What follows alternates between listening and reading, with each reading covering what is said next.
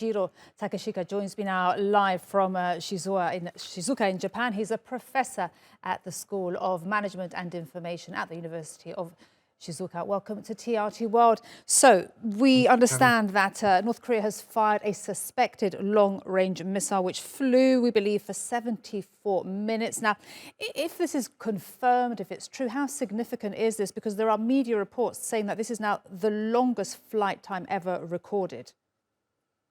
Well, obviously, it gives a very, very negative connotation and heated up debate against, North Korea. But, I think what we have to look at is much more a bigger picture rather than looking at the micro picture of North Korea. What we have to understand is behind all this is a war of hegemony between China and the United States. Because what we have to realize is that, North Korea, what do they have? That could really attract the rest of the world. In other words, where do they fund, all this ICBM missile launch? There's a lot of unitarian, states around the world, but they can't afford to do this. But North Korea can. How is this possible?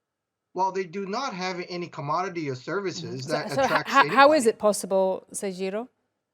It's, well, basically China. 95.4% of trade that North Korea does is with China. So obviously, China is utilizing North Korea as a reconnaissance dog, for this war of hegemony between the United States and China. So, but, sorry to interrupt. We know our top story that so much of the world right now is looking at, well, we are, of course, because of where we are located, the NATO summit in Vilnius. We just heard the Secretary General also mention the importance of China, and that's why the leader of Japan and other leaders in the region are there at the NATO summit. So realistically, what help, what support can the leader of Japan get from the international community, since this is not just against North Korea, is it? This is against China.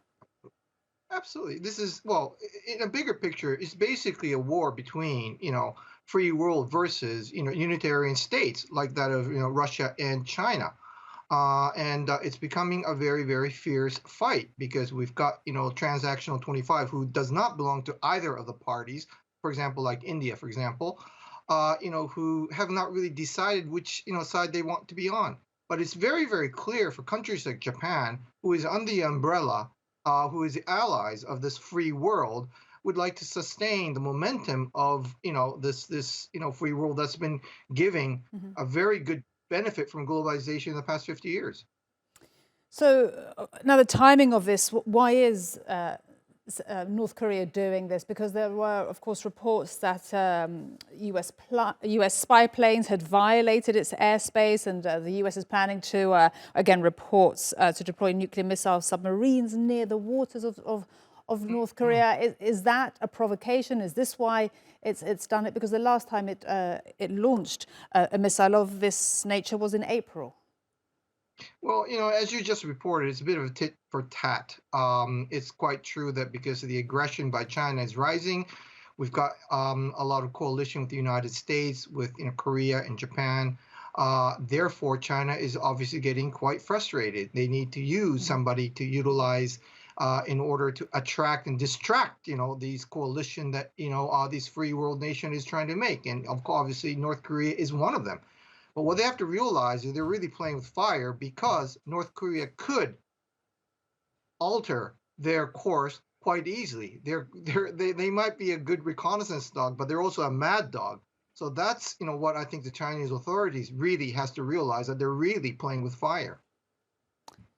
On that note, we will leave it there. Thank you very much indeed, Seijiro Takeshita, joining us there from Japan.